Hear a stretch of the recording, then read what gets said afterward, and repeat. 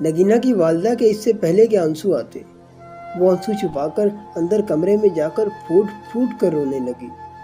بیگم کیا ہوا؟ خوشی کا لمحہ ہے اور تم رو رہی ہو؟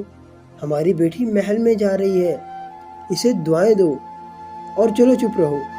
نگینہ کے والد نے نگینہ کی والدہ کو گلے لگاتے ہوئے سہارا دیا اور چپ کرواتے ہوئے تسلی دی۔ نگینہ سرخ جوڑے میں ملبوس نظروں کو جھکائے اب ڈولی کا انتظار کر رہی تھی۔ نگینہ پہ آج ایسا نکھار آیا ہوا تھا کہ اس سے پہلے نگینہ پہ اتنا نکھار کبھی نہ آیا تھا۔ شاید یہ محبت کا نکھار تھا جو صرف نگینہ ہی سمجھ سکتی تھی۔ نگینہ کا دل ایک لمحہ بہت زیادہ خوش اور اگلے ہی لمحے گھر والوں سے جدائی کا غم بھی تھا کہ موبائل پر بیل بجنے لگی۔ نگینہ کا دھیان فوراً موبائل پر گیا اور مسکراتے ہوئے سکرین کو دیکھا جس پر ارشد کا نام تھا۔ ہیلو میری جان، کیا کر رہی ہو؟ ارشد کی آواز سن کر نگینہ نے جواب میں کہا کہ آپ کے انتظار میں بیٹھی ہوں۔ سچ میں؟ ہاں نا، سچ میں۔ نگینہ کو دوسری جانب سے ارشد کے ارد گرد سے شور سنائی دینے لگا۔ ارشد کیا ہوا؟ کس بات کا شور ہے؟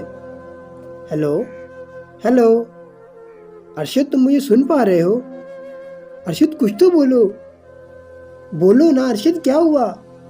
ارشد کی جانب سے کوئی جواب موصول نہ ہو رہا تھا، البتہ شور کی صاف آواز آ رہی تھی، مگر شور میں آواز کو سمجھنے میں بھی قاصر تھی کہ اچانک سے کال ڈراپ ہو گئی۔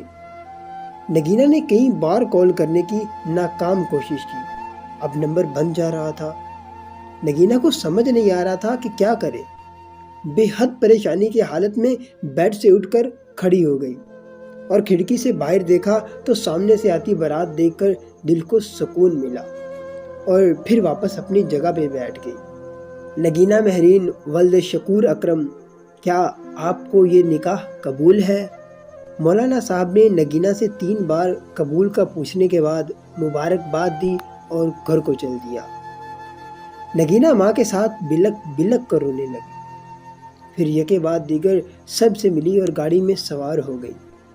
راستہ آج کٹنے کا نام ہی نہیں لے رہا تھا کہ اچانک گاڑی نے ہچکولا کھایا۔ نگینہ کے منہ سے اللہ باری تعالیٰ کا ذکر بلند ہوا، ساتھ ہی گاڑی کا انجن بند ہو گیا۔ گاڑی میں بیٹھے سب افراد پریشان ہو گئے۔ کیا ہوا گاڑی کو؟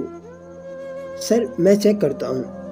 ڈرائیور گاڑی کا دروازہ کھول کر کار کو چیک کرتے ہوئے، صاحب انجن بہت گرم ہو چکا ہے، پانی ڈالتا ہوں۔ اوکے تم ٹھیک کرو۔ ارشد یہ کہہ کر موبائل کان سے لگاتے ہوئے مصروف ہو گیا۔ صاحب جی آ جائیں، انجن سٹارٹ ہو چکا ہے۔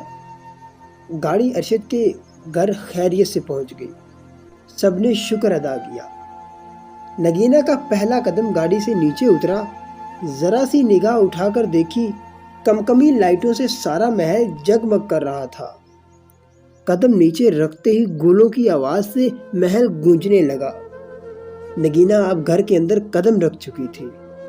ارشد کے گھر میں ان کے قریبی 2 سے 4 خاندان کے لوگ ہی آئے تھے۔ نگینہ کے قدم زمین پر پڑتے ہی گولوں کی آوازیں گونجنے لگی، جس سے ماحول میں 4 چاند لگ گئے۔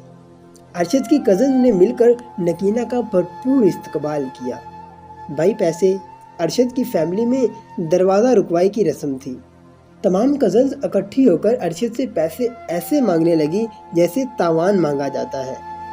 ارشد کی چونکہ کوئی بہن نہ تھی، اسی لیے وہ اپنی کزنز کو ہی بہنیں مانتا تھا۔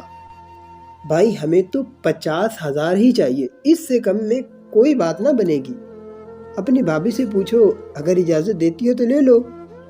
اوہ ہو، ابھی سے جوروں کا غلام بننے جا رہے ہو۔ اب تمام ماحول مزید خوشگوار بن گیا اور نگینہ بھی مسکرا دی۔ اچھا یہ لو، ارشد نے نوٹوں کی گڈی لڑکیوں کی طرف بڑھا دی۔ اب نازک کلیاں نگینہ کو اس کے روم تک لے جا رہی تھی اور پیچھے پیچھے ارشد بھی تھا۔ بھائی ابھی بہت وقت ہے، آپ کدھر جا رہے ہیں؟ ان میں سے ایک لڑکی نے شرارتی انداز میں ارشد کو کہا۔ ارشد کچھ شرمندہ ہونے کے بعد باہر کی طرف چل دیا۔ نگینہ نے اپنے قدم اس سجے سنورے کمرے میں رکھے اور کمرہ دیکھ کر حیران رہ گئی۔ نگینہ کے ہر قدم پہ گلاب کے پھول کی پتیاں بکھری پڑی تھی۔ کمرہ لائٹ سے روشن تھا۔ بیڈ پہ پھولوں کا گلدستہ اور پھول بکھیرے گئے تھے۔ پرفیوموں کی مہک چاروں طرف کیمرے کو مہکا رہی تھی۔ نگینہ نے جیسا سوچا تھا اس سے اچھا کمرے کو پایا۔ رات کے 11 بج چکے تھے اور اب نگینہ کی دھڑکنیں تیز ہونا شروع ہو گئی تھی۔ دروازے کی کھٹک کھٹک نے نگینہ کو متوجہ کیا۔ باہر سے ارشد کی آمد ہوئی شیروانی میں۔ نگینہ، آج میری دنیا مجھے مل گئی ہے۔ کیا میں خواب تو نہیں دیکھ رہا؟ آج تم میری محرم بن گئی ہو۔ مجھے اس سے بڑھ کر کوئی خوشی نہیں ہے۔ آج ارشد کے منہ سے پہلی بار ایسے الفاظ نکل رہے تھے جو آج سے پہلے کبھی بھی ارشد نے نہ کہے تھے۔ نگینہ شرم کے مارے نگاہیں مزید جھکاتی جا رہی تھی۔ ارشد نے حق مہر میں نگینہ کو پلاٹ اور مکان اس کے نام کر دیے تھے۔ زیور سے لدی ٹرے جو پہلی رات کا تحفہ دی، ارشد نے نگینہ کے سپرد کر دی۔ کم و بیش 50 تولے کے زیورات اس میں موجود تھے۔ مخمل کی چادر پہ بیٹھی تھی جو بے حد سکون دے رہی تھی۔ ارشد نے نگینہ کا ہاتھ تھام لیا۔